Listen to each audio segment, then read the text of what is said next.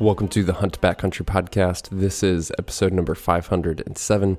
And today, Colt and his daughter, Cedar, join us to share a very cool story of a backpack deer hunt that they shared.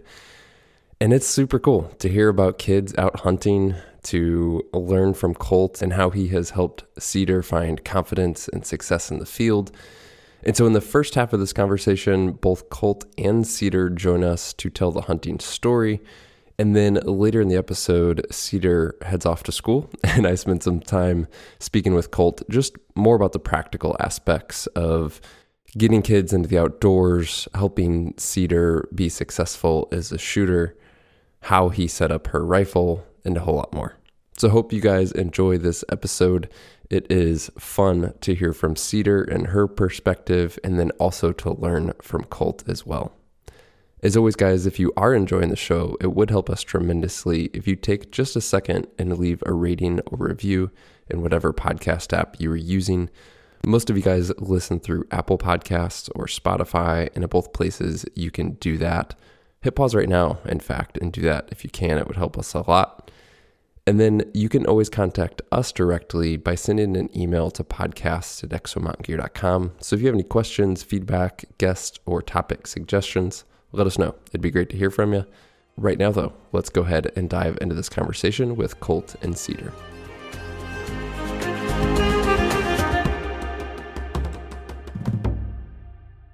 Well, Colt and Cedar, welcome to the podcast. I'm really excited to chat with both of you today, tell a fun hunting story, talk about kids and hunting, and hear from the perspective of you, Colt, as the father, and then Cedar as a great young hunter. So, yeah, I'm just very excited. Colt, I'll just have you kick things off with a little bit of an introduction on where you guys are from and that type of thing.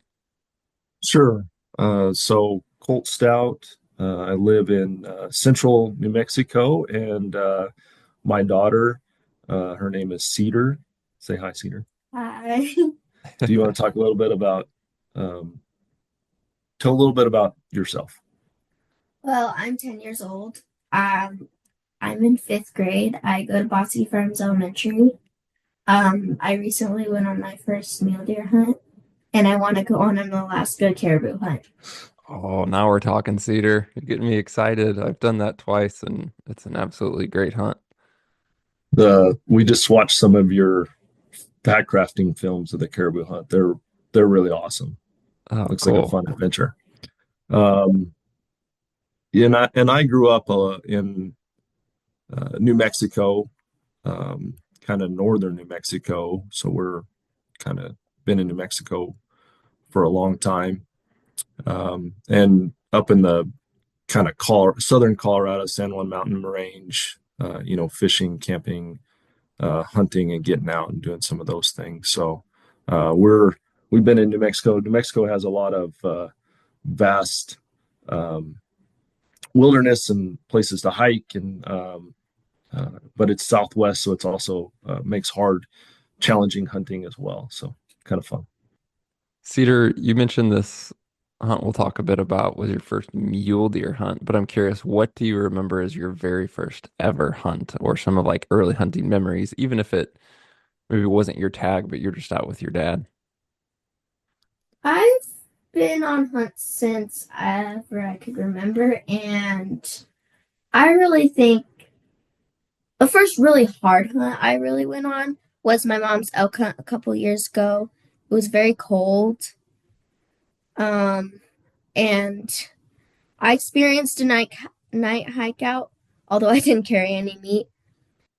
That's a lot hiking in the dark and cold. That's definitely a lot. Um, Colt, real quick, we're gonna focus kind of on this hunt story first, and then we're gonna circle back to kind of some practical stuff on preparation and getting Cedar shooting and comfortable and all that. But for the hunt itself, give us a little bit of context for what this tag was, how the opportunity came together, when you guys found out, that type of thing. Yeah. So um, in the spring in New Mexico, you put in for all your draw, and then I think sometime in April-ish is whenever the draws come out. This year hunting season, I was going to go to Alaska or did go to Alaska. I'm already back from caribou hunting. So we were much more selective on, um, how much time we had off and the hunts that we put in for. Just made it a little more logistically challenging. The hunt that Cedar drew, so we put in for two youth hunts, or her first and second draw were youth hunts that I put in for. And then for her third choice, I put in for just a general regular draw that everybody can put in for. And that's the one that she drew. The hopes was if uh, she drew that hunt, it would be one of the hunts that I put in for, and maybe we could do it together. How it worked out is I drew that deer hunt a week prior, and she drew the next week of hunting dates, and so um, that was kind of like, well, I don't know if we'll go hunting, how much we'll get to hunt with the time off. We'll have to kind of condense it down. My dad, who's in his mid 70s, he drew the same hunt as Cedar, and so was kind of on to figure out how we were going to make a hunt where me and my dad and Cedar could all go and have a good time. So it was a general. It's not a it's not a great tag. It's something that you can you can't draw it all the time, but it's something that's not a good deer density. It's not this great tag. It's very hard hunting, and so it makes for a challenge just to go in a general, kind of a hard hunt.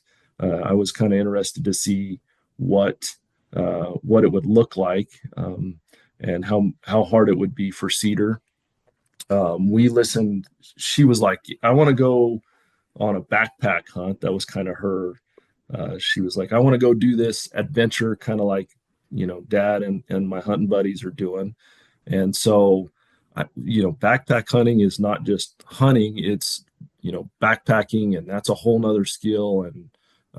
And so we listened to one of your podcasts, Mark, where you guys talked to a young man. He was around 13, and he talked about, I think they were hunting sheep. I can't remember what the podcast was, but Cedar and I listened to it, and he did a real good job of conveying how hard like backpack hunting is.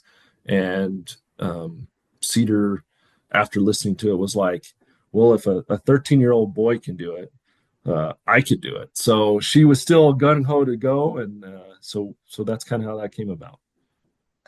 That is so cool, Cedar. You can't let boys show you up or even older boys. You have to show them that you can do it even better and earlier. I like it. Yeah. What were you most excited about for this hunt, Cedar? Was it the backpacking part of it? Was it mule deer? I know that you had a chance previously to hunt whitetail, but mule deer, it was your very first one. Like when you found out that you guys were going to be able to do this hunt, what were you most excited about? Well, I was excited like to experience it all, but the most exciting thing was that I thought, well, if either my grandpa shot a deer or I shot a deer, I would experience either a night pack out or just a pack out that I could experience and remember. That's cool. So when you did that pack out from your mom's elk hunt, that was one of your favorite things and you wanted to do another pack out again? Yes. That's awesome. What what were you nervous about, Cedar, going into this hunt? Well, I was really nervous, like if the weather hit, we could get stuck there and maybe we wouldn't have enough supplies, which I'm glad my dad packed extra water just in case. Colt, was this just you and Cedar and your dad, or did you have other family along? How did that look for the hunt itself? For the hunt itself, it was just Cedar, my dad, and me. None of the other guys that I usually hunt with could take some time off and go with us. So it was just the three of us. Um, and so I was along as the meat packer for both of them. My dad's older and it's rough country, and so he's not going to be able to pack much meat. I was just the meat packer and the helper. Well, tell us, let's just get into the hunting story, kicking it off. I know, like I said, we'll circle back to some of the preseason stuff and, gear and shooting and all that with Cedar, but I just first want to hear some of the hunt story. So let us know how it kicks off and how it goes early on. So we were going to leave, I think on a Friday morning, and we got a huge storm, and a lot of the roads shut down. There was snow everywhere, so we ended up kind of having to call an audible, and we actually loaded everything up and decided we would leave early Saturday morning and drive down. The hunt started on Saturday. We were planning on getting in there Friday and just hiking in. Um, for kind of where we were planning on going. I've hunted that area like a year before, and so we kind of knew where we wanted to set up camp. And so it's a couple of miles and probably 1,000 to 2,000 foot of elevation gain to get where we wanted to set up camp. So we we drove in early Saturday, and then we went and set up camp. Why don't you kind of talk about hiking in? And So I think the well definitely um the hike out of the day we hiked back to the truck was definitely hardest because I was carrying my deer head and I was a little top heavy. But it was also hard to hike in because it seemed like it was miles and miles and miles of endless country and we would never get there. And I just kept on going because I knew that we'd get there eventually. do you remember what time we set up camp? Not really. It was about midday. And then once we got camp set up, we went kind of to where we wanted to go glass for the afternoon. And do you remember what we did the glassing afternoon the first day? Well, yes, and kind of. The well, towards dusk we spotted a buck. He was towards the top of the ridge. Um, so we made him mad dash, but he eventually um disappeared and we just sat at a log for like 10-15 minutes. Then we decided to just go back to camp because he never showed up again. That was the next day. That was the Oh, following day. really? Yeah, the first day we just glassed all afternoon, and Huh. then, until it got pretty dusk and dark, and then went back to camp, and it was pretty cold. So we fired up the stove and cut some wood and got in the stove, got you warm. Um, then the next day we got up and like early. Did we get up before sunlight? Got up in the Yeah. dark. How was that getting up in the dark and getting dressed and kind of the whole backpacking? Um, so I've gotten up in the dark like before sunrise, but out in the mountains doing that's just like anything could happen at any time and you gotta you gotta be quick about some things. Yeah. Plus, it's cold. Sometimes it's just hard to get out of that tent and sleeping bag when it's cold outside and dark. Cedar wanted me to build her a fire every morning, but I told her no, we just got to get going, get moving. As you were that first day, Cedar just kind of glassing, sometimes that can get boring, even for hunters and adults. Sometimes that gets boring. Was there anything that you did to kind of stay entertained or engaged or help, spend that time and not just be bored while you're sitting and looking for deer and haven't really found anything to go approach yet? Yes, I picked cactus fruit, ate cactus fruit. I picked pinons. I hate my snacks. I did, I went and hiked and explored.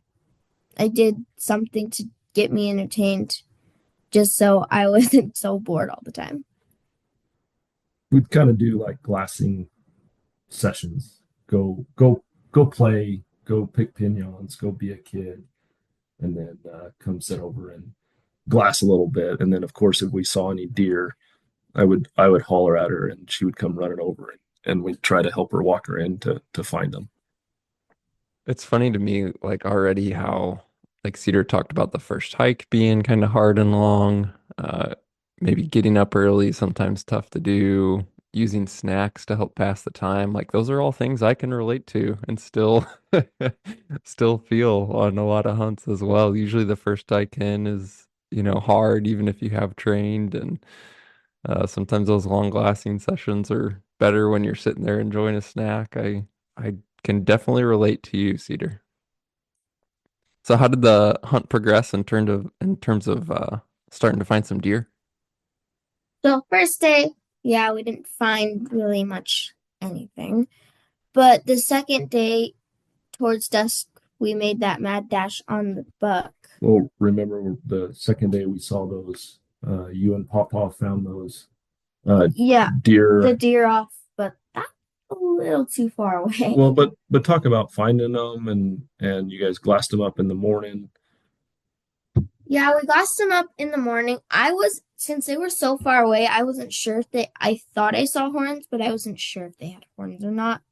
So I just kind of was like, I'm unsure about the deer. I wouldn't want to go over there and be disappointed that it's not a buck. And I was off glassing another area, and then whenever I came back, they told me that they'd found some deer, and they weren't sure if they had horns. My dad and Cedar, but they were pretty sure they knew where they might have went and bedded. So we looked at them for. I looked over there for a while, and they were probably 2 miles away, and in kind of a area that I figured there was probably a small buck in there. Um, that time of year, if there was, 3 or 4 does, and maybe there'd be a small buck in there, but we weren't sure. But how far it was and across a couple of canyons, and where we were hunting is pretty rough, rugged southwestern country with some deep canyons. And so the approach we would have had to take to get the wind right, to get within an actual shootable distance for cedar, um, it would have been an all day stalk to go over there. And then we weren't sure if they had horns. So I think we just made the decision that as far as it was, and this is something hunting with kids, you think, well, me and my buddies, if we see it, and they're in a shootable spot and we want to go get it, we can go get it. But that's not the case with kids. You got to kind of um, maybe say, hey, let's pump the brakes.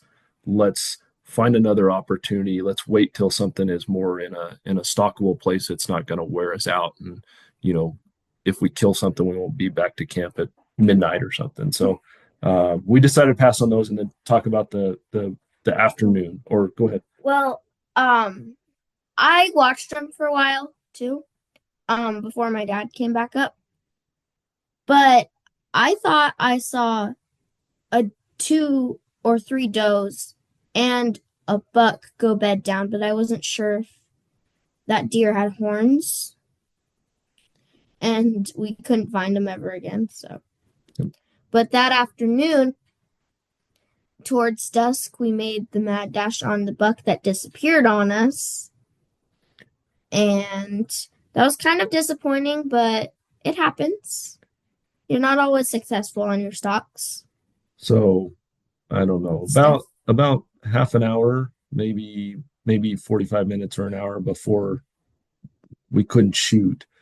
It was starting to get pretty dark, or kind of dusk, and I was glassing and spotted a buck that was definitely in a area that we could try to get to before dark and maybe get set up for a shot. And so you've been on those mad dashes. Everybody's piling everything uh, in their backpacks, and I'm like, all right, let's go. We're running. Cedar got her first kind of mad dash stalk where I was just trying to keep the trees between us and hurry as much as we could. Um, just whenever we got within, I don't know, probably 500-600 yards, he fed. I don't know where he went. We never saw him, but I'm sure that he fed over uh, the hill. And then we had by that time it was starting to get uh, kind of dark, and we had to put our headlamps on and make the trek uh, back to camp. What did you think about your first like rushing stock? Well, it was hard. Plus, I'm trying to keep up with my dad, but trying to focus on not breaking my ankles. So it's hard to get in between the two. Yeah. Was it exciting or just kind of like stressful, or like what were you thinking in your head aside from just trying to keep up and, not fall? It was a little bit of both. I think it probably was more stressful because it's stressful to go so quick and you don't want to spook the buck, but not go so slow that you run out of light and the buck disappears. Yeah, that's very true. Well, I know we're jumping ahead, but let's talk about a stalk where you had a little bit more time and eventually found some success and kind of hit fast forward a little bit to spotting the buck that you guys kind of ended up approaching and getting the shot opportunity at. Colt, how did that come together? Yeah, so we were, of course, just glassing and trying to glass all the nooks and crannies.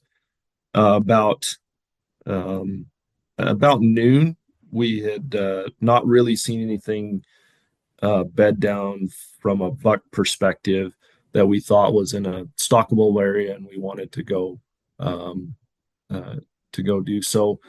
Uh, we had seen those deer, and this is where we made the mad dash. Deer had been kind of coming over that knoll and looked like a pretty good deer area in the afternoon. And so we didn't really have a plan for the morning. And I said, let's go down to get within, you know, where we could get within striking distance gun range for Cedar if some deer fed out in the afternoon. And we'll sit there in the afternoon and we can still see a lot of country and glass. And that'd be a good kind of opportunity in case something comes out. And before, so we packed up and hiked down, and before we got down to what would be kind of a striking distance for gun range, I said, we're 1,000 yards from this hill face. Let's sit down. We got plenty of time, and let's glass and make sure that there's not a bedded buck or a bedded deer that we missed this morning that we couldn't really see, and kind of scan the hillside. So we took a couple 30 minutes or so and started really picking it apart. And sure enough, we picked up a bedded buck. I picked up a bedded buck, the buck that she ended up getting, and we ended up stalking in on. And so he was in a pretty good spot. Looked like he was going to be there for pretty much most of the day. And so by this time it was around noon, and so we had plenty of time to make a good approach, get the wind, get Cedar where we were within, kind of a shootable distance. He was kind of, and where we were hunting is pretty rugged. There's not there's some pinon junipers, but there's not a lot of like tree cover. And so we had to go on kind of the way he was facing, we had to go on pretty good, kind of stalk around where we could get in a canyon, get the trees between us. Um, we weren't completely out of sight, but you'd walk and try to keep the tree between the deer where he was facing and where he couldn't see us, and then we'd sneak around to another tree and then walk and just kind of make that long stalk. I think we made a probably almost a 2.5 hour stalk to kind of get within what was strike shooting range. And I wasn't sure the way he was bedded that we could shoot him while he was bedded. We may had to kind of move around or wait for him to stand up. Once we got within kind of that striking distance, and every once in a while I'd go sneak around a tree and pull my glass up and kind of make sure he was still there. Well, we were about, I don't know, 450 yards. It was a cross. We he was bedded across a canyon, and it was a pretty deep, kind of rugged canyon. And so we were on one side and he's on the other. And within, about 400 straight line distance, 450 yards, I kind of snuck around a tree and glassed, and he was not where he was bedded. And so I started really, your heart starts racing. Where'd he go? Was he really bedded there? Did I really find him? So I just calmed down, and a few minutes later, I picked him up. He had got up. The shade had kind of hit over on that side of the face, and he'd got up and he's just kind of milling around and eating. By this time, it's 4 o'clock in the afternoon. We've still got plenty of time. I bet he'll be out for a while. I wasn't really concerned about that. So he's just eating up, milling around. We didn't spook him. He didn't see us. And so at that time, I told Cedar, it's time to drop our packs. He's up, and it's time to go get this done.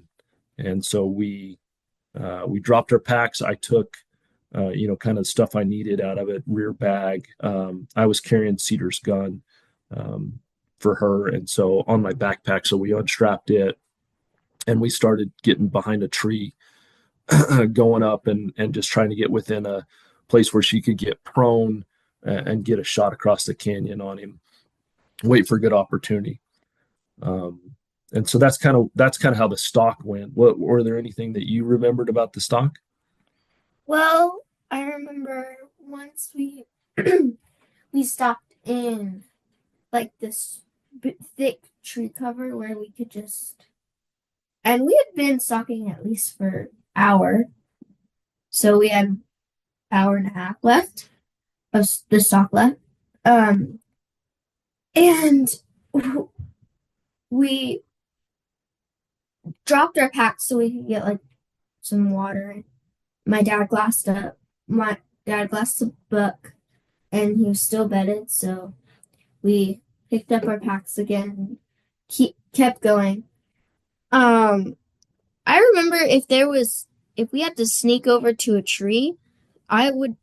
I don't know if Papa or my dad did this, but I would kind of bend down to try and make myself not look visible. But shooting part, I stole my dad's earmuffs because my earmuffs are bright pink and I didn't want the buck to see them. Plus, I got a little scared before I was gonna shoot because I hadn't shot my gun without earmuffs. So I'm going to get some new earmuffs.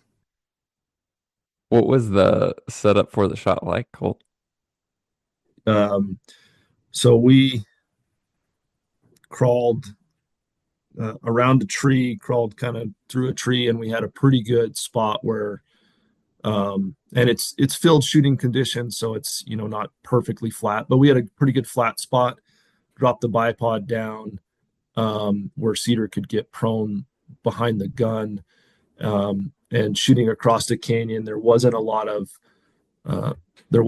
angle, and overall that day the field conditions were pretty good, so we didn't have much crosswind. We didn't have a wind coming down whipping down that canyon across there. So as far as that, we didn't really have a big wind hold. Barometric pressure was pretty good, so we really had a pretty good from field shooting positions, and from a shooting perspective we had a really good position shooting perspective.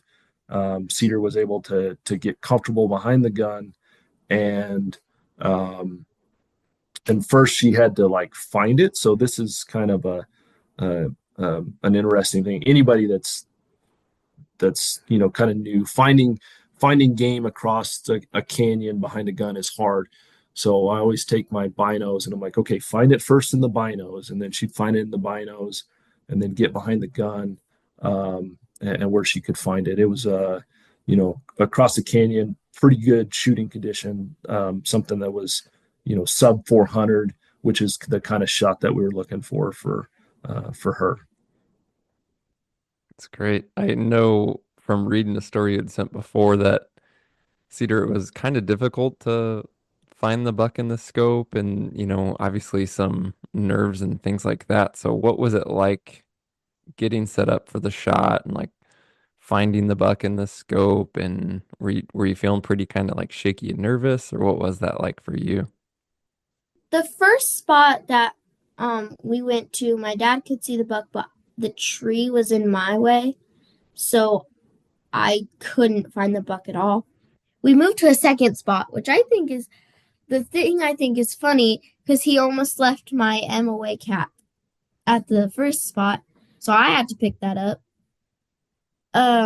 But this second spot, yes, I had trouble finding the buck and I was nervous. I felt, well, my heart was beating really fast. But after I shot the buck, I felt shaky. But other than that, before I shot the buck, my heart was just beating really fast. I didn't really feel shaky. You got a little frustrated when you were trying to find them in the binos, and you're like, I can't see them. And then we would, I would say, okay, find that tree, and I'd have to walk her. I was trying to walk her in. Now I knew that we had plenty of time. That buck's just feeding. But she didn't know that. She's thinking, I got to hurry and get it done. He's gonna leave.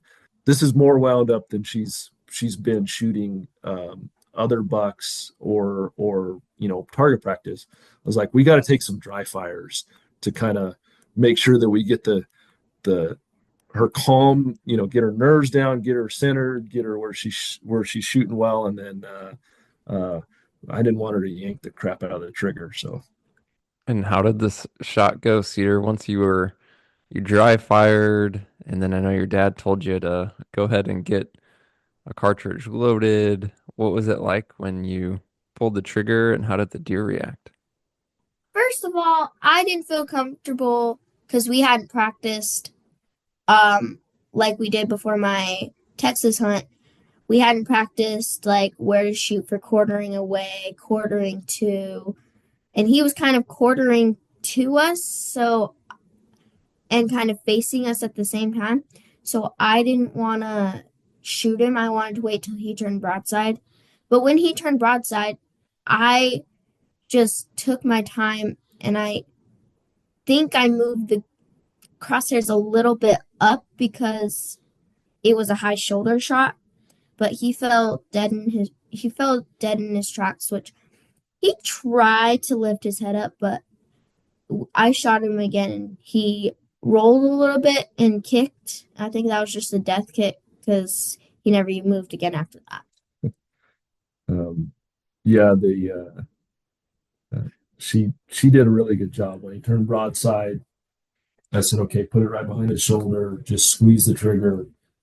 She made a really good shot, and then the funny thing is, so she shoots him. He drops just right in his tracks, right on the ground. He looks like he's dead. And so now she's wanting to get up and give me a hug and high five. And like, I'm like, no, get behind the gun, put another cartridge in. You got to kind of coach him a little bit. Put another round in case he tries to get up. And he was just still broadside, but his head was down. And then he tried to lift his head a little bit. And I told her, okay, shoot him again. This is pretty rough, rugged country. I don't want to have to track a buck very far.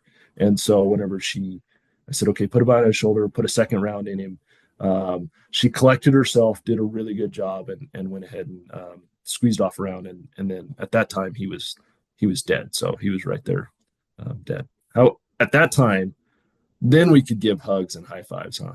I was just so excited because, yeah, my Texas buck ran away right away, so I couldn't shoot him again. I was also excited about that one, but this is a buck to be really excited about.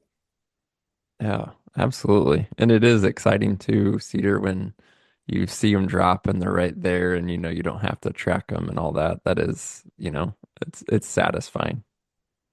Very. What was it like when you got up to him and got your hands on him? Well, his the base of his horns are big around. He's very, I think, just big. He I don't know how to explain it because yes, he's the biggest mule deer in our house, but I'm sure somebody's gonna out mule deer me someday. I think you're gonna out mule deer yourself one day. I have a feeling Mm, you're gonna do really good in keeping with hunting. Yeah, we have a video. My dad took a video of her coming up to the buck, and she's just got, just kids smile ear to ear, just so happy. It's not that it was just a big buck, but just the adventure.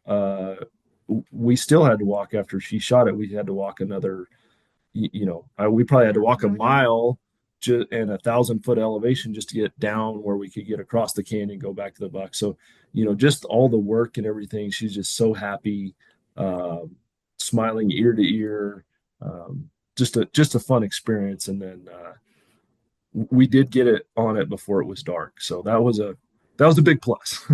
Yeah. Yes, because we had a little trouble finding it because all of the rock faces look the same They back do. out there. Yeah. Don't want to get turned around out there, you'll get lost. Do you enjoy the process of, breaking the animal down, Cedar, and getting the meat taken care of and all that? Yes, I do. Even though I'm not allowed to really use knives yet, in a couple years I will be able to help. Yeah, we don't give Cedar a razor knife to help us, Not yet. not yet, to help us process and break down animals, but yeah, she helps hold legs and help us get the meat, the game bags, and put them in, and she helps us with all that part, and she did a really good job, and a lot of fun. She had a when we got the back strap off, we got a picture of her with the back strap, and so just We did. yep. That's so cool. It's a great buck, Cedar. Not just for a 10-year-old, but a great buck for anybody. It's a really good deer and you did a great job. How was the pack out? It was rough. I carried most of my dad's stuff. Um, I kept saying to myself, we're almost there, which kind of got me there quicker because I wanted to go lay in my sleeping bag. So I kind of hiked a little bit quicker. Yeah. I kept saying that. It was a good. So we one tripped it. I boned it out, one tripped it, and then I put a few things from my pack and a few things in Cedar's pack and in my dad's pack. So, but I carried basically the whole boned out deer. Um, she kind of wanted to carry the head, but there's a lot of trees and it was dark and rough. I went ahead and put the head on my backpack and just carried the whole thing. We probably had a mile, maybe a little bit more, and 1,000 to 1,500 foot elevation to kind of make it back to camp. So with the headlamps and so just a fun, great night hike. I wanted to eat some backstrap or tenderloin when we got back, but we were all pretty tired, so we just went to bed. We knew And you the got next morning we were gonna have some food, so I was looking yeah, forward to that. and you got to pack up the head the next day too, right? Yes. Yeah, when we packed out back to the trucks to go put it in the cooler, you packed out the head in the daylight. That was pretty cool. I fell down and then I got the horn stuck in a tree. So I had a little bit of help on the back out. And then I almost poked somebody's eye out with it. It's just here. I'm not, I never carry any head, so like I don't expect to be all dangerous. Looking back at this hunt, Cedar, I'm curious, do you have any advice or things to share either with other parents who are maybe trying to take their kids out to hunt more, or maybe even to other kids who could be listening to the podcast? What would you tell either parents or kids based on your experience? Well, definitely if you went where we went, pack a lot of clothes because it can get warm, it can get cold. Night temperatures are very cold. Day temperatures, if you get lucky, it's pretty warm, but for the most part, it's pretty cold. Also, definitely practice a lot because you want to make sure if you don't know how to shoot in this certain position, and you have to take it in that certain position, it could cost a lot. If you had to look back at this entire hunt now, I know sometimes it's hard to pick one favorite thing, but just to recap, what are some of your favorite moments or memories from the whole experience? I really, really liked how I felt when the deer was officially dead, and the night pack out was one of my favorite things. That's so cool. Well, you did great. You did great on the hunt. You did great on the podcast, and congratulations on a awesome buck. And thanks for sharing the story with us. Yeah. Thank you. Colt, to dive into like some of the more practical prep stuff. Do you want to hang out or do you want to go do stuff? Well, if I might as well just get to school early, so I'll go get finished ready, get for school. Okay. Bye, Mark. Hey, thank you so much, Cedar, for joining. You're welcome. All right, bye. Bye. So yeah, let's talk more about being a dad and getting kids hunting. And I know that I mean, we could talk for hours on this, but a couple things that we get questions on quite a bit, just like first practically is shooting. And that's both getting kids started shooting and like getting them ready for a hunt, but also just the practical aspects of like what type of rifle setup works well.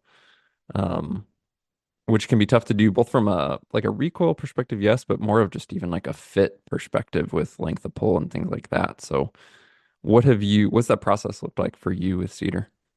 Yeah, I think we kind of touch on the shooting and what's really important. So I'm a really um, I really think that you got to get a gun set up for kids and set them up for success if you want to, they want to do precision hunting and go. So the what we did for Cedar was we went ahead and I bought a 22. It's a CZ 457. It had a wood stock, and I went ahead and cut the wood stock down, and then made it where. So I have in my machine shop. I'm a gunsmith as well as an engineer. That's kind of the business that I do in my part time, no time that I have. And we went ahead and made a adjustable length of pull, so it go from about 10, um, from a length of pull for about 10 inches all the way out to a grown man, for a 14 and a half inch length of pull. That was a lot of work to be able to do that. But there are a lot of chassis that you can buy that allow you to do that. So Cedar's gun that she's shooting and killed the buck with has an XLR chassis, and that has adjustable length of pull, so you can get it set up with them. Um, being able to get, at least for precision shooting, being able to get a scope that is set up for their eye relief and being able to set up the length of pull. Um, that's really, really important because I can't shoot Cedar's rifle. I've tried and it's really hard. I would, there's no way that I could shoot hit plates at 400 yards with her rifle and her length of pull and her eye relief. So there's no reason why I should expect a kid to be able to climb behind one of my rifles and my eye relief and everything. So getting that set up for them where from day one, they are shooting and we started off with a lot of practice. So 22 bolt action is really nice to be able to practice and shoot a lot of rounds. All prone, so that rifle's pretty heavy. It's got a 10x scope on it. It's kind of a heavier rifle. She's not trying to hold it. She's shooting prone. She's shooting off a mat pretty much from day one, getting a rear bag, and everything is precision, just like you would for hunting. Then it carries over to hunting, getting the eye relief, being able to run the bolt, get your rear bag. So that way, the fundamentals and getting your body position behind the gun is what you need. That then carries over into being able to step up to a center fire caliber rifle, and then hunting positions. Hmm. that are field position to be able to shoot. Yeah, I think that's an overlooked point maybe on at first when you think of kids, you think light recoiling, but you tend to think a light rifle for the kid from a handling perspective or a support perspective if they're shooting offhand. But if at all possible, go heavier gun and have them be self-supported less, meaning they're either prone or maybe even get the tripod in the situation. Obviously, that's going to be a whole new different level of practice. But I think we default to, okay, this gun needs to be super short, light, compact, which the compact from a fit perspective is great. But I think sometimes if we go on the really light side, we're actually doing more harm than good, just because obviously a lighter gun's going to recoil more, even in a lighter recoiling cartridge. Whereas, like you said, I mean, this rifle I think you built is 13 pounds, but if at all possible, when at all possible, she's not manhandling that thing. She's down and behind it. Yeah, so she has practice off a tripod, and that's a whole nother skill. I thought that we might, when she shot her first buck in Texas, that she might have to shoot off of a tripod, and so we practiced that. And she did shoot her buck off a tripod, but at least for most of the Western hunting where you're going to be laying prone, uh, a heavy gun and Cedar can't pack lots of weight. Her whole backpack loadout with her clothes and her water is about all that she can carry, and then be able to be efficient, get around in the mountains and be able to hike. So she's not going to be able to carry a gun. Dad or one of the parents are going to be carrying it. I'm carrying the gun, and it weighs 13 pounds with optics. And then you throw a Harris bipod on there, it's 14 pounds, and you want to keep that recoil down. So yeah, it's a huge, massive gun. Um, but as far as the length of pull, it fits her correctly. It's got a good scope on it, and the having a heavy gun really cuts down on the recoil. What are some of the other, like this trip's unique with getting her backpacking? I mean, things that stand out to me just from hearing her talk was, and this is true for all of us, even as grown men, but like being relatively warm and being relatively well fed makes everything easier. And I think that's even more true for kids. But anything else on this whole backpacking type aspect with kids? Yeah, this is a whole um, me growing up and not really backpacking until I was an adult. That's a whole skill to learn. And so for them, you know, I tried to make sure that we kept her, keep kids warm, keep them dry, and keep them fed. That's like the three main things that you got to do. That shouldn't be new to any. That's not a revelation to any parents. As far as like some things that I did was I went ahead and packed my teepee and a wood stove. That allowed us if so kids don't have really good rain gear, and I knew that we would be, we could always hike out to the truck if you had to. But that's tough for a 10-year-old girl if she got wet to be like, hey, you're gonna load up in the rain and go to the truck because you're so cold. Being able to get in there, build a fire, and get them warm is good. So uh, kids don't have that good rain gear, and generally, whenever I go out with uh, my daughter, I will generally pack a tarp because if a storm comes or a squall and you're out there, you need to get under the tarp and try to keep them dry because the rain gear is not that good. Um, and then as well, whenever we were out, she went with me on my backpacking hunt. We got to go for the weekend. We tried out a bunch of different gear. I took that as an opportunity to kind of figure out whether this was gonna, what gear would work or what gear wouldn't. We got a pretty good storm that came in, and I would have just normally glassed and waited till the hit, and then maybe, put on a rain jacket and cuddle under a tree and try to get through it. We just said, with her with me, I said, we need to load up all our backpacks. We're probably going to get wet. It's snow's coming. we just need to go get in the tent and stay dry. And so there's a couple of things that earlier I talked about, like if you see a buck and he's way over there, I can't go chase that buck with a 10-year-old or with a even with a maybe a kid that's even a little older. You kind of got to pass and maybe look for something that's in a stalkable spot, and then try to keep them dry. Sometimes that means, hey, I got to go sit in the tent because there's a squall coming, and build a fire and enjoy backpacking, and maybe kind of think about it a little bit different. So I think those are kind of the couple of things about like practically whenever you're out there. One of the things about gear is you probably have gear that your kids already have.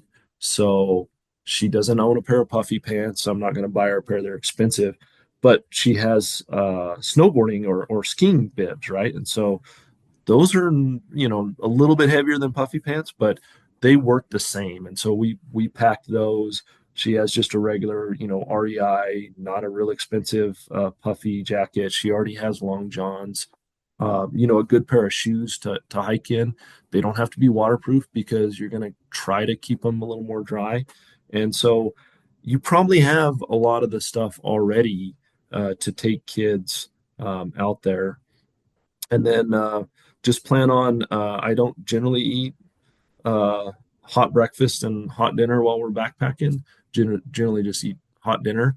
And so, but for kids, her having a hot breakfast and snacks for lunch, and then having a hot dinner, that made a lot of difference. Yeah, I bet.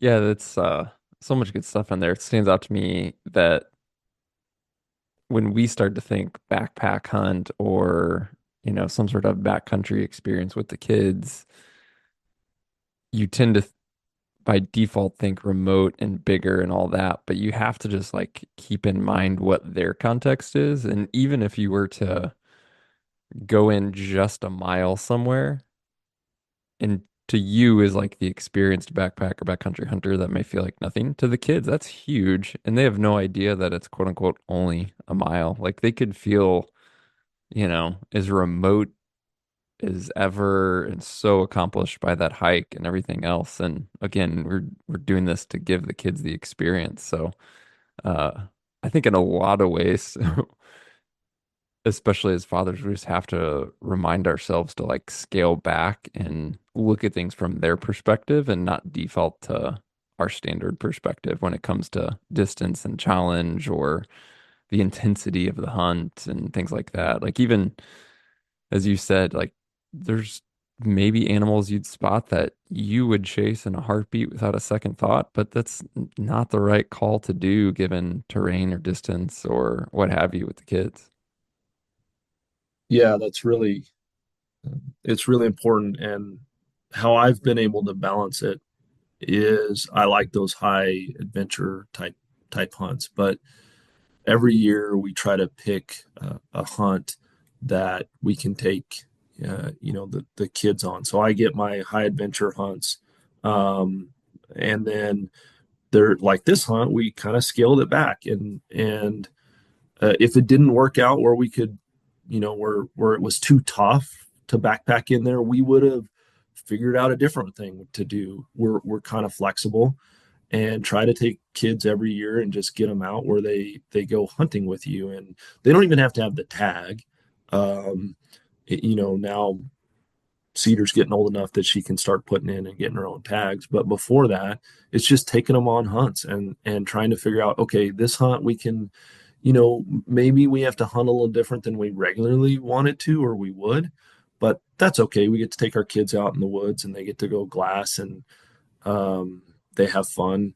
Cedar on her backpacking hunt, or on this hunt, she spent time glassing, but she spent a lot of time picking pinyons and just being a kid and being away out in nature, and that's really good for them, and it just gets them interested in just being outdoors. Absolutely. This could open up a whole can of worms, but I can't like not ask you. By day, you're an engineer and into machining as well. And I think that's led to some of your own machining and engineering and interest in like gunsmithing. You mentioned that earlier as kind of like a hobby or a side gig, but tell me more about that. Like, what are you up to? And is that primarily just for yourself, or do you do work for friends, family, customers? What does that look like? Sure. Yeah, I'm an engineer. I work on satellites, and then I have a real interest in precision engineering, and so I have a machine shop. It's in my house in my garage, and I do gunsmithing. I kind of got into I do from my machine shop point of view in gunsmithing. I do both job shop type stuff whenever I have time, which job shop type machining would be, somebody brings in something that's got broken piece that needs to be welded and machined, just general kind of deck heads, all that sort of stuff. That's kind of non-production type machine stuff. And then gunsmithing, I got interested in gunsmithing. I've been kind of a student of long range shooting since kind of the 2005 2006 time frame, and been dabbling in that. So shooting, and then wanting to get better precision, building guns of my own.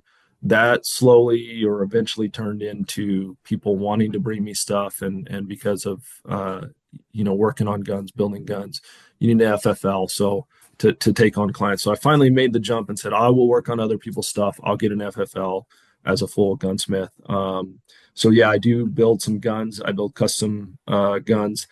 There's a lot of options out there today, especially with pre-fit barrels and really with the actions that are as good as they are. Where before, like Remington 700s had to be, you had to blueprint them, and there was a lot of work and machining that was involved in that. So um, I am as busy as if you have something that you want built, as long as you are not wanting something turned around, because I build 2 to 3 or 4 guns a year, just with my with these kids and busy schedule, my regular work schedule. I don't have time to build a ton, but I do build some custom guns, build some stuff for me. I have 3 or 4 guns right now that are in the queue for me to go in the shop and build whenever I actually get a little bit of time. That long range shooting components, um, that has changed, and it's gotten better for, I think, everybody in the industry over the last 20 years. It's really, we were filling out dope charts, or I was doing dope charts, kind of by hand back in the day, and now with apps, and I even have a rangefinder that has applied ballistics in it. That's amazing, and so we've got to see this huge kind of progression. So it just makes it way better for even for parents that want to get their kids into shooting, because now you can get good components, you can get a good gun. There's what I consider like semi-custom. You don't have to build a custom gun, but Cedar shooting, and the gun that she's shooting is a semi-custom gun. It's not a something that I built. And the reason why I bought one is because she's left eye dominant, and she's right-handed, but she's left eye dominant. This is probably a good point. If your kids are left eye dominant, go figure that out. Even if they're right-handed, they should be shooting left-handed. It just makes everything much easier to set them up for their eye dominance. So she's left eye dominant, and I didn't have a left-handed action in my shop to spin a barrel on, so I just went and bought a semi-custom. It's not a production gun, but a semi production gun, and we strapped it in a chassis, and I threaded it for a suppressor, and that's another thing. I think if you get your kids set up, low recoil guns is really, really important. If you can load them down, and we have really, really good bullets that do great on game nowadays, and they expand. If you can load bullets down to where you can kind of really figure out what the recoil is, you want recoil low for these kids. So all I have to worry about is squeezing the trigger. They don't have to worry about, man, the gun's jumping and it's got kick. So you can load those bullets down. That's a really good thing. And then um, a suppressor is a nice thing to have, and I kind of had always thought, man, they're a nice thing to have. But after hunting with my daughter, I would advocate to anybody to get one because we're able that the bucks that she shots, 300 and some change, we're able to talk back and forth to each other. I'm able to say, hey, he's stopped. Okay, go ahead and squeeze. We're able to communicate. I'm able to call wind if I need to for her.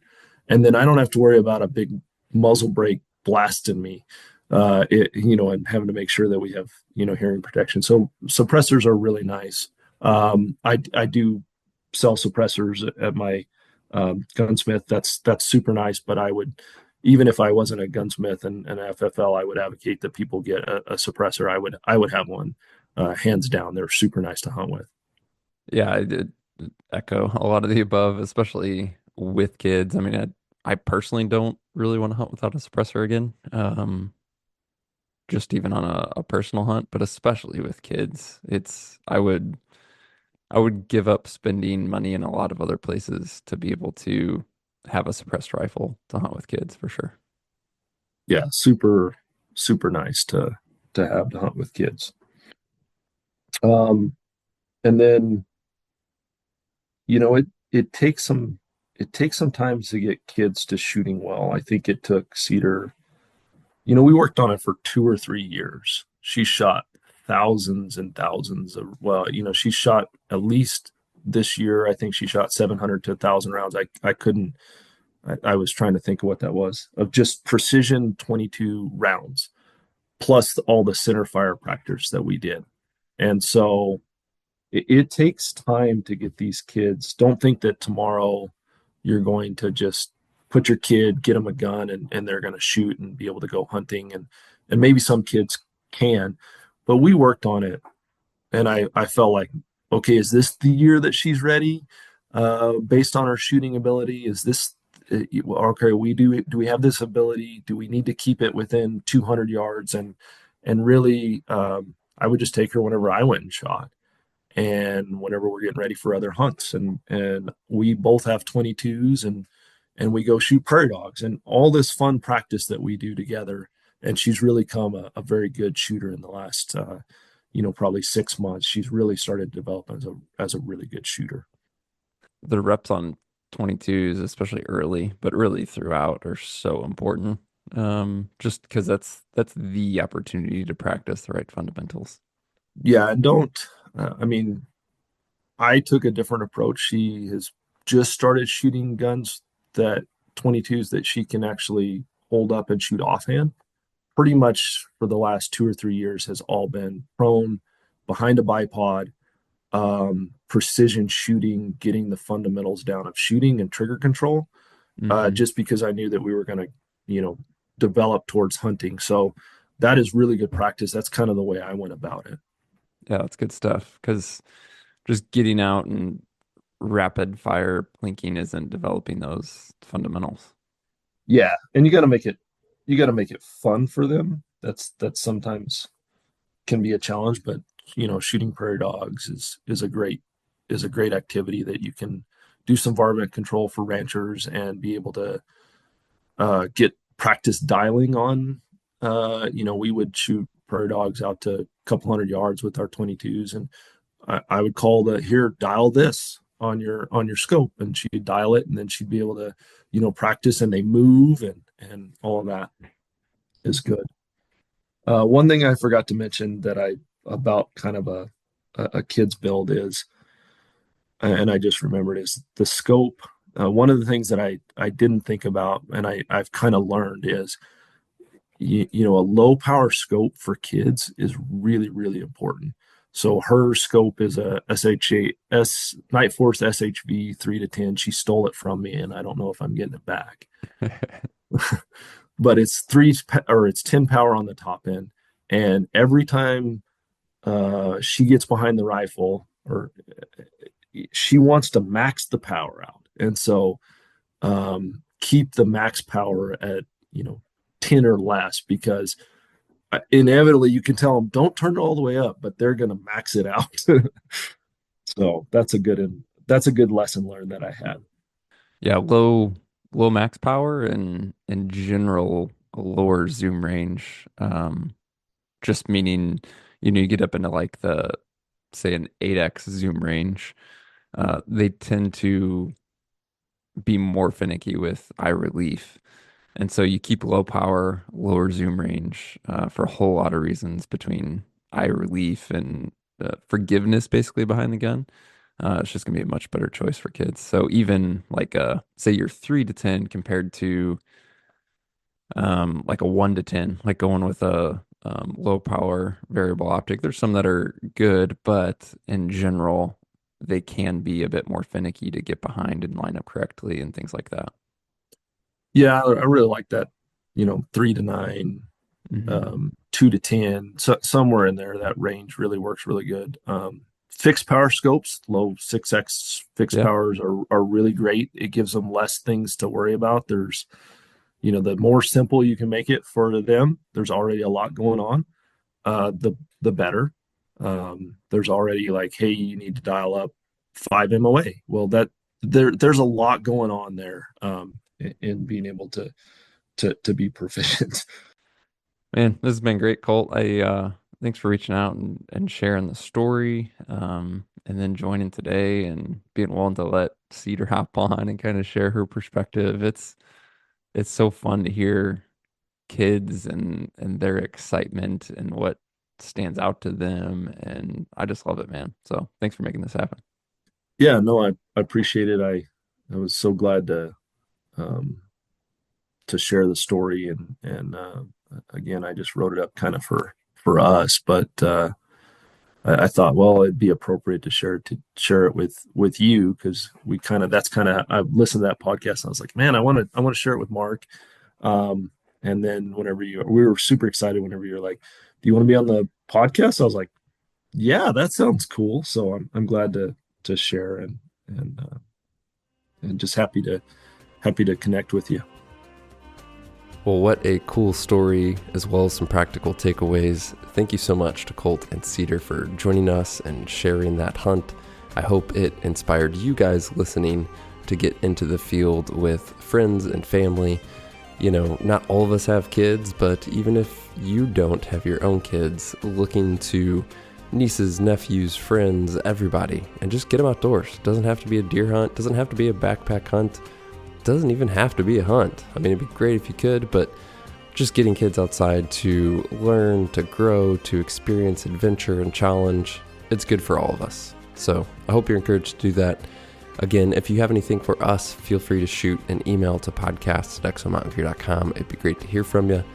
And finally, be sure to hit subscribe or follow in your podcast app so that you receive future episodes automatically, and we'll talk to you soon.